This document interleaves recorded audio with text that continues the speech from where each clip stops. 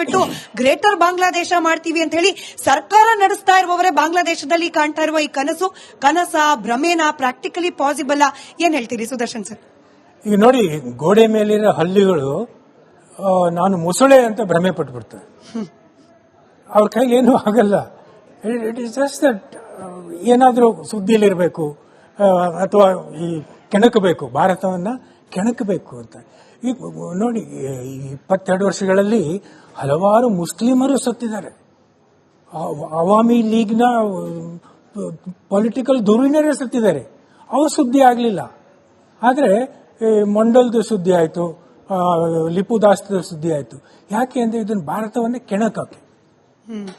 ಇದು ಯಾಕೆ ವೈರಲ್ ಆಗ್ತಾ ಇದೆ ಈ ವಿಡಿಯೋಗಳೆಲ್ಲ ಅಂದರೆ, ಏನಾದರೂ ಮಾಡಿ ಭಾರತವನ್ನ ಒಂದಿಷ್ಟು ಕೆಣಕ್ ಬಿಟ್ರೆ, ಅವರು ಏನಾದರೂ ಒಂದಿಷ್ಟು ಅಫೆನ್ಸಿವ್ ಆಕ್ಷನ್ ಮಾಡಿದ್ರೆ ಮತ್ತೆ ನಾವು ಅದನ್ನು ಉಪಯೋಗಿಸ್ಕೋಬೇಕು ಅಂತ. ಸರ್ ಹೇಳಿದಾಗೆ it is all focused to spoil the relationship. ನಾವೆಷ್ಟೇ ಪ್ರಯತ್ನ ಮಾಡಿದ್ವಿ, ಮಾಲ್ಡೀವ್ಸಲ್ಲೂ ಅದೇ ಆಯಿತು. ಇಂಡಿಯಾ ಔಟ್ ಅಂತೇಳಿ ಕ್ಯಾಂಪೇನ್ ಮಾಡಿದ್ರು, ಗೆದ್ಬಿಟ್ಟ. ಆಮೇಲೆ ಫಸ್ಟ್ ಚೀನಾಗ ಹೋದ, ಅಲ್ಲಿಂದ ಮತ್ತೆ ನಿಮ್ಮ ಪಾದವೇ ಗತಿ ಎಂದು ಇದಕ್ಕೆ. ಶ್ರೀಲಂಕಾದಲ್ಲೂ ಅದೇ ರಾಜಪಕ್ಷ ಕಾಲದಲ್ಲೂ ಆಯಿತು. ಇನ್ನು ಮಗ್ಗಲಿನ ಮುಳ್ಳಾಗಿ ಏನು ನೇಬರ್ಗಳಿದ್ದಾರೆ, ನಾವೆಷ್ಟೇ ಸಹಿಷ್ಣುತೆ ತೋರಿಸಿದ್ರು ಅವಕ್ಕೆ ಪೆಟ್ಟು ಸರಿಯಾಗಿ ಬೀಳೋವರೆಗೂ ಗೊತ್ತಾಗಲ್ಲ. ನಾನು ಇದನ್ನು ಈ ಒಂದು ಮೂಲಭೂತ ಒಂದು ವೈಚಾರಿಕ ಹೇಗೆ ಹರಳ್ಕೊಂಡಿದೆ ಅಂದರೆ, ನಾನು ಹೇಳಿದ್ದೆ ನಂದೇ ಎಕ್ಸಾಂಪಲ್ಲು. ನಾನು ವಾಯುಸೇನೆಯಲ್ಲಿದ್ದಾಗ ಅಸ್ಸಾಮಿನ ಜೋರಾಟ್ ಅನ್ನೋ ವಾಯುಸೇನೆಯಲ್ಲಿದ್ದೆ. ಆ ವರ್ಷ ಧೋ ಅಂತ ಮಳೆ ಎಲ್ಲ ಭಾರತದಲ್ಲೂ ಇತ್ತು, ಬಾಂಗ್ಲಾದೇಶದಲ್ಲೂ ಇತ್ತು. ಭಾರತ ಸರ್ಕಾರ ಸರಿ ಅಲ್ಲಿಗೆ ಒಂದಿಷ್ಟು ವಿಮಾನಗಳಲ್ಲಿ ಪರಿಹಾರ ಸಾಮಗ್ರಿಗಳನ್ನ ಕಳಿಸಿ ಅಂತೇಳಿ ನಾನು ಹೋದೆ. ನಂದು ಒಂದು ವಿಮಾನ, ನಮ್ಮ ಫ್ಲೈಟ್ ಕಮಾಂಡರ್ದು ಒಂದು ವಿಮಾನ. ಸೊ 2 ವಿಮಾನಗಳು ಹೋಗಿ ಅಲ್ಲಿ ಇಳಿಸಿದ್ರೆ ಮಳೆಯಲ್ಲಿ ನಾವು ಅಂತ ರಿಸ್ಕ್ ತಗೊಳ್ಳೇಬಾರ್ದಾಗಿತ್ತು. ಮಳೆಯಲ್ಲಿ ಹೋಗಿ ಇಳಿಸಿದ್ವಿ, ಓಪನ್ ಮಾಡಿದ್ವಿ. ಯಾರೋ ಒಬ್ರು ಅಧಿಕಾರಿ ಬಂದರು, ಅವರಿಗೆ ಕೇಳ್ಕೊಂಡ್ವಿ, ಪ್ಲೀಸ್ ಆಫ್ಲೋಡ್ ದಿಸ್ 5 ಟನ್ ಆಹಾರ ಸಾಮಗ್ರಿಗಳು, ಬ್ಲಾಂಕೆಟ್ ಎಲ್ಲ ಇತ್ತು. ಅವರು ಒಂದು 4-5 ಜನ ಕರ್ಕೊಂಡ್ಬಂದ್ರು. ಬಂದು ಅವರು ನೋಡಿದ್ರು, ಸುತ್ತು ಒಂದ್ಸರಿ ವಿಮಾನ ಸುತ್ತ ಹಾಕಿದ್ರು, ಹೊರಟೋಗ್ಬಿಟ್ರು. ನಮಗೆ ಆಶ್ಚರ್ಯ, ಏನಪ್ಪ ಇವರು ಮತ್ತೆ ಜಾಸ್ತಿ ಜನ ಕರ್ಕೊಂಬರೋಕೆ ಹೋಗಿದ್ದಾರೋ ಏನೋ ಅಂತೇಳಿ ಕಾದ್ವಿ ಬರ್ತೆ. ವೆದರ್ ವಾರ್ನಿಂಗ್ ಎಲ್ಲ ಬಂತು, you should take off immediately, otherwise weather is going to clamp down ಅಂತ. ಯಾಕೆ ಹೋದ್ರು ಅಂತ ಆಮೇಲೆ ಗೊತ್ತಾಯ್ತು. ಆ ಪರಿಹಾರ ಸಾಮಗ್ರಿಗಳ ಮೇಲೆ ಬರೆದಿದ್ರು, from Ramakrishna Mission to the people of Bangladesh. Okay, look at the ಅವರೆಲ್ಲ ಕೂಲಿಗಳು, ಅವರ ಮನಸ್ಥಿತಿ ಆಗಿದೆ. ಸೊ ಇದು ಇಟ್ ಇಸ್ ವೈಡ್ ಸ್ಪ್ರೆಡ್. ಅಂದ್ರೆ ನಾವು ಭಿಕ್ಷೆ ಬೇಡ್ಕೊಂಡು ಹಸುವಲ್ ಸಾಯ್ತೀವಿ, ಆದ್ರೆ ರಾಮಕೃಷ್ಣ ಮಿಷನ್ ಅನ್ನೋ ಬೇಡ ಅಂತೇಳಿ. ಇದು ಈ ಒಂದು ಎಕ್ಸಾಂಪಲ್ ಯಾಕೆ ಕೊಟ್ಟೆ ಅಂದ್ರೆ, how they think, how we think. ನಮಗೆ ಶತ್ರುಬೋಧ ಕಲಿಸಿಲ್ಲ ನಮ್ಮ ಇದರಲ್ಲಿ, ಸ್ಕ್ರಿಪ್ಚರ್ಗಳಲ್ಲಿ. How to pick enemies brain, ಅದು ನಮಗೆ ಬಂದಿಲ್ಲ. ಈಗ ಕಲಿಬೇಕು ನಾವು, ಅನಿವಾರ್ಯ. ಶತ್ರುಬೋಧ ಅಂದ್ರೆ ಏನು ಅಂತ ನಾವು ಈಗ ಅನಿವಾರ್ಯವಾಗಿ ಕಲೀಲೇಬೇಕು. ಈಗ ನೋಡಿ, ಮೊನ್ನೆ ನಮ್ಮ ಡಾಕ್ಟರ್ಗಳೇ ಬಾಂಬ್ ಬ್ಲಾಸ್ಟ್ ಮಾಡಿದ್ರು. So they are the snakes in the grass. ಅದು ನಮಗೆ ಗೊತ್ತಾಗಲ್ಲ. ಯಾವಾಗ ಅವ್ರ ಮೇಲ್ ಬಂದ್ರು, okay okay okay they are the snakes ಅಂತ ಗೊತ್ತಾಗುತ್ತೆ. So we have to amend ourselves. ಯಾಕೆ ಅಂದ್ರೆ ನಾವೇ ಈ ದೇಶವನ್ನು ಹುಟ್ಟಿಸಿದವರು ಅಂತ ನಾವು ನಮಗೊಂಥರ ಭ್ರಮೆಯಲ್ಲಿದ್ದೀವಿ. We cannot erase that. We cannot go offensive on that nation which we created. So that is our problem. Murali sir, ಬಾಂಗ್ಲಾದೇಶದ ಸ್ಟೂಡೆಂಟ್ ಲೀಡರ್ಗಳ ಬಾಯಲ್ಲಿ ಬಂದ ಘೋಷಣೆಗಳು, ನಾವು ಭಾರತದ ಋಣ ತೀರಿಸ್ತೀವಿ, ಭಾರತದ 7 ರಾಜ್ಯಗಳನ್ನ ಫ್ರೀ ಮಾಡೋ ಮೂಲಕ ಅಂತ ಹೇಳಿ. ಸರ್, ಇದು ಬಾಂಗ್ಲಾದೇಶದ ಕೂಗು ಯಾಕೆ ಆಗ್ಬೇಕು? ಕೇಳಿಸ್ಕೊಳ್ತಾ ಇದ್ರೆ 1970ರ ದಶಕದ ಹಿಂದಿದ್ದ ಈಸ್ಟ್ ಪಾಕಿಸ್ತಾನ ಅಥವಾ ಈಗಿರುವ ಪಾಕಿಸ್ತಾನ, ಚೀನಾದ ಘೋಷಣೆ ಆಗ್ಬೇಕಾಗಿತ್ತು. ಬಟ್ ಬಾಂಗ್ಲಾದೇಶಿಗರು ನಿಂತ್ಕೊಂಡ್ಬಿಟ್ಟು ಭಾರತದ 7 ರಾಜ್ಯಗಳನ್ನ ನಾವು ಸಪರೇಟ್ ಮಾಡ್ತೀವಿ ಅನ್ನೋ ಮೆಂಟಾಲಿಟಿ ಯಾಕೆ ಬರಬೇಕು? ಅದು ಪ್ರಾಕ್ಟಿಕಲಿ ಪಾಸಿಬಲ್? ಮತ್ತದೇ ಪ್ರಶ್ನೆ. ನೋಡಿ, ಒಂದು ಇಂಗ್ಲಿಷ್ ಅಲ್ಲಿ ಬಹಳ ಚೆನ್ನಾಗಿರೋ ಸ್ಟೇಟ್ಮೆಂಟ್ ಇದೆ. You can think that you are 10 feet tall, but nothing will happen. So you are not 10 feet tall. ಈಗ ಬಾಂಗ್ಲಾದೇಶಗಳು ನಾವು ಆರ್ 10 feet taller, ನಾವು 7 ಇದನ್ನ ನಾರ್ತ್ ಈಸ್ಟರ್ನ್ ಸ್ಟೇಟ್ ನ ತಗೊಂಡ್ಬಿಡ್ತೀವಿ ಅಂತ ಅವರು ಮಾತಾಡಿದ್ರೆ ಅದು ಇಟ್ ಇಸ್ ಇದು ಅಬ್ಸಲ್ಯೂಟ್ ಫೂಲಿಶ್ನೆಸ್ ಅದು. ಆದರೆ ಅದು ಆ ಮಾತು ಸೆಪರೇಟ್, ಆ ಫೂಲಿಶ್ನೆಸ್ ಅನ್ನೋದು. ದ ಬೇಸಿಕ್ ಕ್ವೆಶನ್ ಇಸ್, ಇದು ಅವ್ರ ಮನಸ್ಸಿಗೆ ಯಾವ ತರ ಬಂತು, ಎಲ್ಲಿಂದ ಬಂತು, ಎಕ್ಸಾಕ್ಟ್ಲಿ ಇಲ್ಲಿ ಎಲ್ಲಿಂದ ಶುರು ಆಯ್ತು ಈ ಸಂಬಂಧ. ಇಷ್ಟು ದಿವಸ ಇಲ್ಲದೆ ಇರೋದು, ಅವರು ಯಾವತ್ತೂ ಯಾವ ಲ್ಯಾಂಡ್ಗೂ ಕ್ಲೇಮ್ ಮಾಡಿಲ್ಲ. ಅವ್ರ ಲ್ಯಾಂಡನ್ನೇ ಅವ್ರಿಗೆ ಇಟ್ಕೊಳಕ್ಕಾಗಲ್ಲ, ಇನ್ನೇನ್ ಕ್ಲೇಮ್ ಮಾಡ್ತಾರೆ. ಇವತ್ತು 75% of the Bangladesh land mass is flood prone.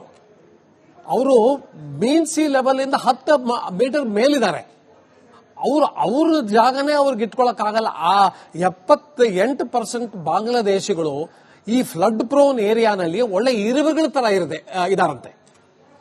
So ನಿಮ್ ಜಾಗನೇ ನಿಮ್ಗೆ ಇಟ್ಕೊಳಕ್ಕಾಗಲ್ಲ. 7 ಸಿಸ್ಟರ್ ಸ್ಟೇಟ್ ನ ನಿಮ್ಗೆ ನಮಗ್ ಬೇಕು ಅಂತ ನಿಮ್ಗೆ ಇದ್ದಕ್ಕಿದಂಗೆ ಅದು ಎಲ್ಲಿಂದ ಬಂತು, ಅದಕ್ಕೆ ಉತ್ತರ ಹೇಳೋದು ಕಷ್ಟ. ಅದು ಯಾವ ಭೂಪತಿ ಅವರ ತಲೆಯಲ್ಲಿ ಈ ಐಡಿಯಾ ಇಟ್ಟ ಅಂತ, ಅದು ನಾವು ಬೇಕಾದರೆ ಮೂರ್ಖತನ ಅಂತ we can put it aside.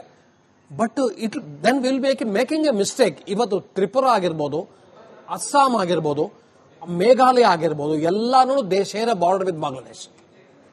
So ಇವತ್ತು ನಾವು ಇಲ್ಲ ಇವೆಲ್ಲ ಮೂರ್ಖತನದ ಮಾತು ಬಿಟ್ಟುಬಿಡಿ ಅಂತ ನಾವು ಉದಾಸೀನ ಮಾಡಿದ್ರೆ ನಾಳೆ ತೊಂದರೆ ಆದರೂ ಆಗ್ಬೋದು.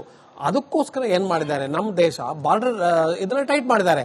ಇವತ್ತು ಮೀಡಿಯಾನಲ್ಲಿ ಸುದ್ದಿ, ಓಪನ್ ಮಾಡ್ಬಿಡಿ ಬಾರ್ಡರು, ನಾವು ಬರ್ಬೇಕು, ಇಂಡಿಯಾಗೆ ಬರ್ಬೇಕು. ಈಗ ಅವ್ರನ್ನ ಇಂಡಿಯಾ ಬರಕ್ ಬಿಟ್ರೆ ಅದೇನಾಗುತ್ತೆ, 3 ಕೋಟಿ ಹೋಗಿ 4 ಕೋಟಿ ಆಗುತ್ತೆ ಇದನ್ನ ಇಲ್ಲೀಗಲ್ ಇಮಿಗ್ರೆಂಟ್ಸ್. ಆದರೆ ಇದು ಒಂಥರ ಪರಿಸ್ಥಿತಿ ವಿಕೋಪಕ್ಕೆ ಹೊರಟೋಗಿದೆ. ನಿಮ್ಮ ದೇಶದ 7 ರಾಜ್ಯಗಳು ನಮ್ದು ಅನ್ನೋದು ಬಹಳ, ಅವರು ಯಾರಿಂದ ಈ ಒಂಥರ ಮೋಟಿವೇಶನ್ ತಗೊಂಡಿರಕ್ ಸಾಧ್ಯ ನನಗನ್ಸತ್ತೆ. ಅವ್ರಿಗೆ ಮೋಟಿವೇಟಿಂಗ್ ಫ್ಯಾಕ್ಟರ್ ಚೈನಾ. ಈ ತರ ಮಾಡ್ತಾ ಇರೋದು ಬರೀ ಚೈನಾ ಅಷ್ಟೇ. ಅವರು ಅರುಣಾಚಲ್ ನಮ್ದು, ಈ ಕಡೆ ಇದನ್ನ ಕಂಪ್ಲೀಟ್ ಅರ್ಧಕ್ಕರ್ಧ ಇದನ್ನ ಲಡಾಖ್ ನಮ್ದು. ಈ ತರ ಅವರು ಸಲಾಮಿ ಸ್ಲೈಸಿಂಗ್ ಮಾಡ್ತಾನೆ ಬಂದಿದ್ದಾರೆ. ಸೊ ಅವರು ಮೋಟಿವೇಶನ್ ತಗೊಂಡಿರ್ಬೋದು. ಆದರೆ ಆ ಸ್ಟೂಡೆಂಟ್ ಲೀಡರ್ಸ್ ಇದನ್ನ ಮನಸ್ಸಲ್ಲಿ ಈ ತರ ಯಾಕೆ ಬಂತು ಅಂತ ಹೇಳೋದು ಬಹಳ ಕಷ್ಟ.